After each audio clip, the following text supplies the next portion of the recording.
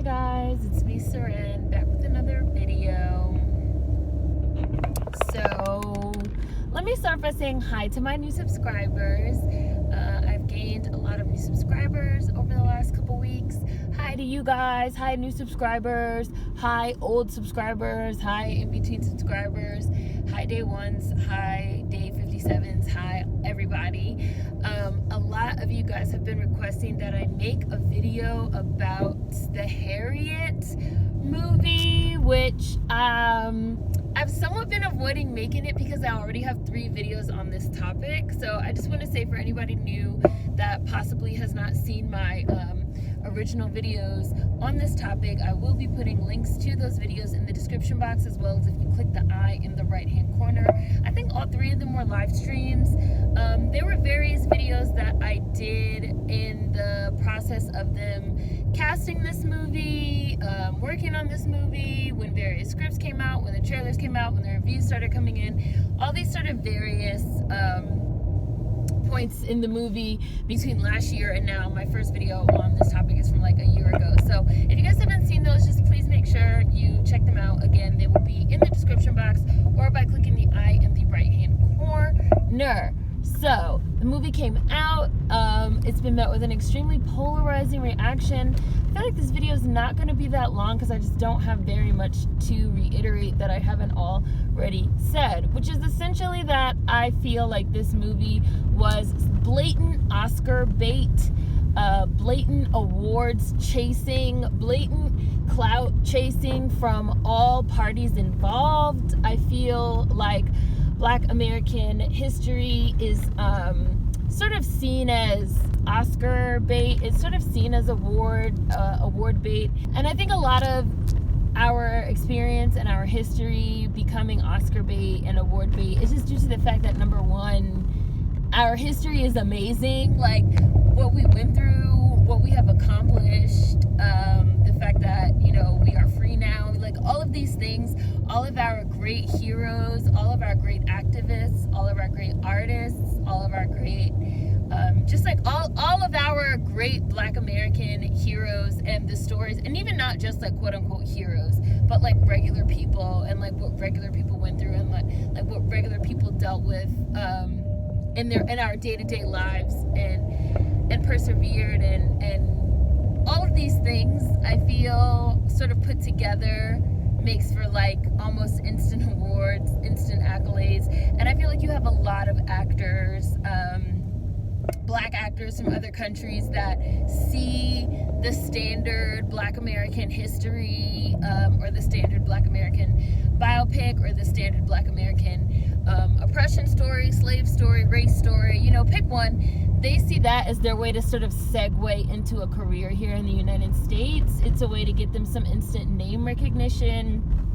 It's a way to get them some instant award buzz, which is part of why, after already having done 3 videos on this topic, I didn't really want to do another video because it's just like making this person's name like bigger and bigger and bigger, which I do think is a part of the point of all of this, is to take actors that are no-name actors, and not just actors, because you guys know, like, I did a whole video on motherfucking LMA and like 21 Savage, you know. It's to take artists and entertainers from other Black artists and entertainers from other countries and sort of find a way to interject them and mainstream them into the American pop culture marketplace, because culture is currency, and interject them into the pop culture zeitgeist. And the easiest, quickest, most effective way of doing that is to sort of shoot them through the Black American culture pipeline, be it through one of these type of movies, be it through throwing them in R&B, be it through throwing them in rap, be it through, you know, one of these type of avenues is a way for them to sort of get this name and this brand recognition and segue that into other types of film roles or other types of opportunities, depending on who they are and what they do, you know, what their talent is. So I feel like that was the point of this movie. I feel like that's why this movie was made. I feel like, again, everybody attached to the project is chasing awards. awards. The main character has actually had several films flop. Not the main character, I mean not Harriet Tubman. The main actress, bitch. I don't even want to say her name. She who must not be named, Black Voldemort, whatever y'all want to call her. I feel like she's been attached to several movies that have already flopped. She also has a really bad reputation on Broadway, which is part of why she's currently trying to segue into film, because people don't want to work with her anymore on Broadway. She's had several shows get shut down. I've also discussed this in depth in my previous videos on Harriet, so again, feel free to look those up.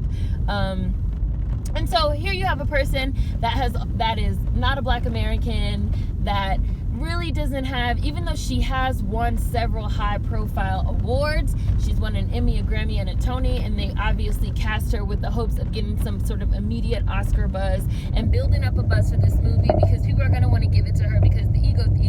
And you see a lot of people that are just ride or die on her side because they want her to get this ego, and they want everyone involved in the production to get this award and to get this admiration and to get this attention. For anybody that doesn't know, I don't like awards. I'm not in favor of them. I feel like we end up with a lot of quote-unquote art that gets made catering to award bodies and award shows and voters, and art that is not necessarily honest, which is what I also think this film is another example of. If you haven't seen any of my videos on awards, I'll also include links to those videos in the description box as well. So then it's sort of like to add insult to injury of the clear award chasing, the clear fame chasing, the clear clout chasing, the clear trying to become a name and get a career here in the United States after being a foreign Black. You also have this woman that made several disparaging remarks about Black Americans, disrespecting us, you know, talking about how we're ghetto, talking about how we're low class, talking about how we're this, talking about how we're that, being friends with several other entertainers that have very publicly held those same types of notions about us. When people rightfully pointed out that they didn't think she was right for this role, claiming that we were jealous. What are we jealous of? Your films keep flopping. Okay, whatever. We're jealous. All right, we're jealous of you having to pretend to be one of us to actually get a career, because you have not played a Nigerian in not one of your movies yet that have flopped. You didn't play a Nigerian in The Color Purple, which is how you even got on the scene, playing a Black American, Celie, another Black American that you did not respect. You know, whatever.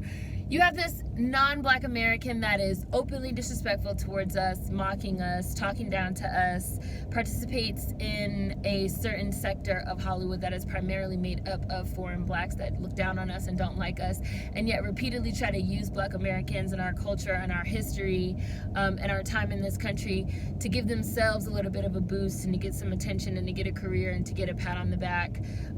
Again, all of this was discussed in previous videos, only for the movie to come out, which it did last week, and add insult to injury. There's also a plot line involving a Black slave catcher, an entirely fictitious plot line with a Black male antagonist in the form of a Black slave catcher named Bigger Long. This sounds like a Dave Chappelle skit or something. I want to see some type of skit about this now. I would say SNL, but not SNL, because I don't trust them white people to do it. But like, this sounds like a Dave Chappelle skit, like, and then Bigger Long's gonna get ya, nigger. Like, I don't know. There's an entirely made up antagonist in the role of a Black slave catcher, which statistically Black slave catchers were so small as to be an anomaly. So the fact that they totally made up this big bad in the form of a Black male slave catcher, this is basically meant to sort of create an atmosphere where white moviegoers can feel okay about themselves and feel okay about the movie. Casey Lemons, who's the director, said in an interview that the reason why they chose to include this fictitious figure was to sort of give the audience an understanding of the fact that, you know, slavery was horrible on all sides. It was bad all around.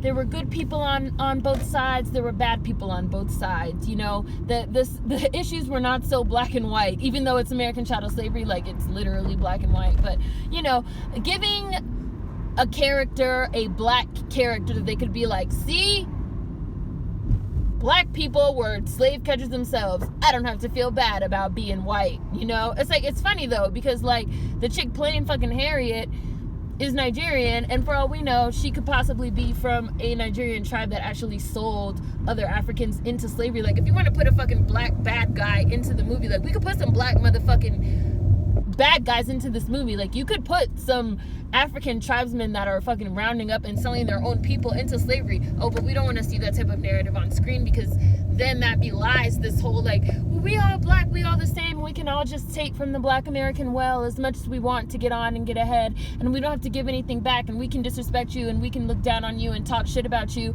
Meanwhile, we make tons of money and get careers and get awards off of you guys because we're all black. It's fine.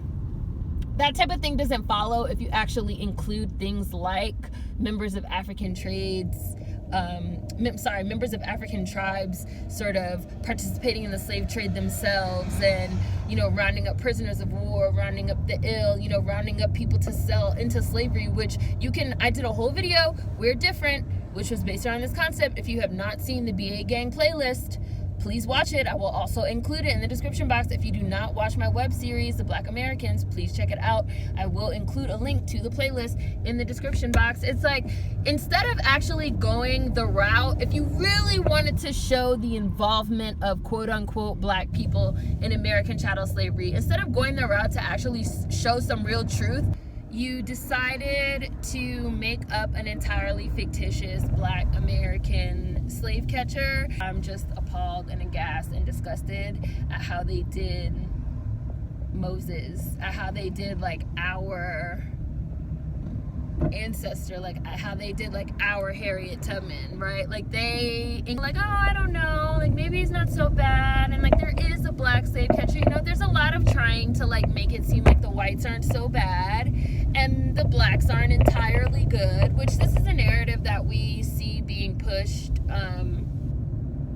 a lot these days. There's bad on both sides narrative. It's it, but when you're talking about slavery, there is no bad on both sides. Like one race was enslaved and the other race were the slavers. That's just all it is.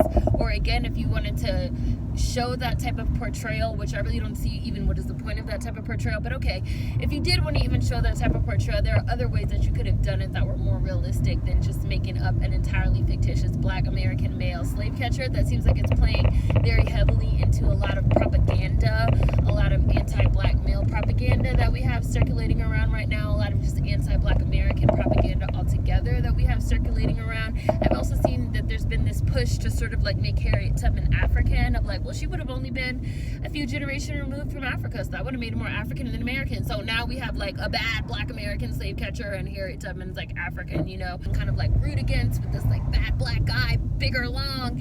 It's just like it's a hit piece. It's a propaganda piece. It's chasing awards. It's chasing clout for everyone involved. It's chasing fame. It's chasing notoriety. It's trying to raise these people's profiles. It's trying to raise the nature of their careers. I have nothing to say for anyone involved, which is a shame, because Casey Lemon's also directed Eve's Bayou, and she really hasn't gotten her just due as a director. But to go from that to this is obviously like, you didn't get what you deserved, and so now you're trying to get what you deserve with this hit piece in terms of some attention and some award and some acclaim, because you were robbed when you made a real piece, Eve's Bayou. So now you're trying to like get somewhere with this fake piece. But that's what happens when you chase awards. And I just feel like this movie is gross. I feel like it's gross. It was gross from when they announced the casting. It was gross from when people expressed how they felt about the casting, you know, them casting a non-black American to play Harriet Tubman, just this radical black American figure. And not only did they not cast a black American, but they cast someone that was just openly disdainful of us. And then they sort of moved forward with the project even after people spoke out about it, saying like, well, we don't really fucking give a fuck about what y'all black Americans think, like we're doing it anyway. And then the movie comes out just to find out that they have like an additional bad black character in the form of a fictitious black slave catcher is horrifying. What else did I want to cover?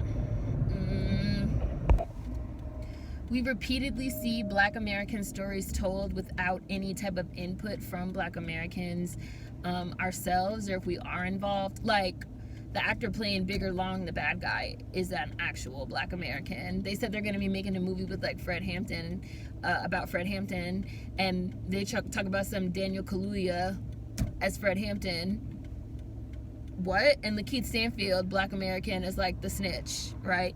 You have Black and Blue, this movie that's coming out where Naomi Harris witnesses a shooting. Naomi Harris is a Black Brit, right? Where they have her witness a shooting, and it's the same plot, almost the 16 blocks, and she has to, like, figure out what is she gonna do.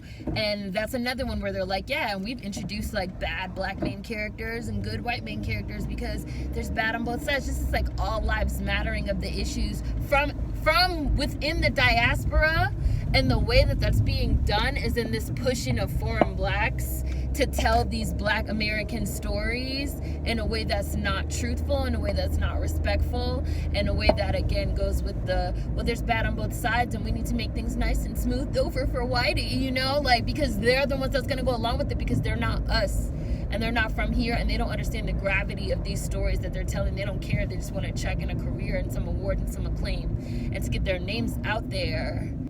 Not all, because I always have to say this, not all, but enough that it's a problem. I've also heard that they gave Harriet Tubman a spidey sense, I don't know, and that they also have really made her into this sort of superhero type of character, which I had a feeling they were going to do that, because when they were talking about the film, they kept saying superhero, superhero, superhero, she's a superhero. And again, I think this plays into the concept that, like, Black Americans, our culture, our ethnicity, our history, our place, is not real, that it's fiction, that it's fictitious, that it is, like I talked about in my Gina Rodriguez video, this example of cultural Blackness, where anybody can sort of pick it up and put it on like a coat because they consider themselves to be part of the culture. Like I said in my video on political Blackness, which is about people that feel like they can pick up and put on Blackness like a coat because they have quote unquote been oppressed, and so they feel like, well, I might as well be Black because I've been oppressed, you know, and that's not how it works. This idea, this sensationalizing, this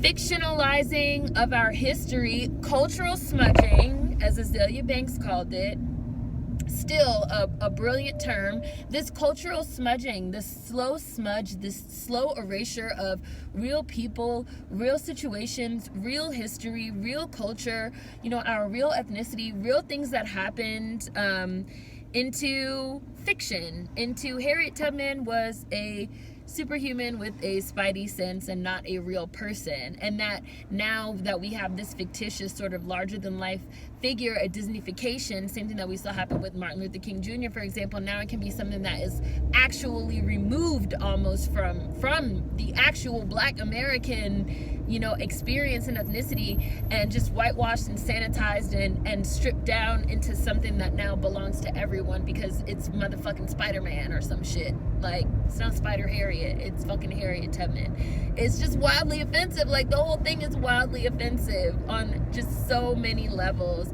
And everything is part of this larger propaganda campaign to fucking keep Black Americans at the bottom. As I always say, there is a social hierarchy with whites on top, non-Black persons of color second, foreign Blacks third, Black Americans at the bottom. Everybody is a part of this propaganda fucking machine to keep the social hierarchy in place and to keep their foots on our necks and to keep us at the bottom. Meanwhile, they reap all the benefits from our culture, from our history, from our contributions to literally everything. Meanwhile, we don't have to get a cut of it because we're down at the bottom, being leached, being reaped, essentially, right? With everything being stripped away and transcending race and this, that, and the third. And this is just another part of that propaganda and those cultural wars that we're currently in. So, watch my old videos on this topic. They're all in the description box.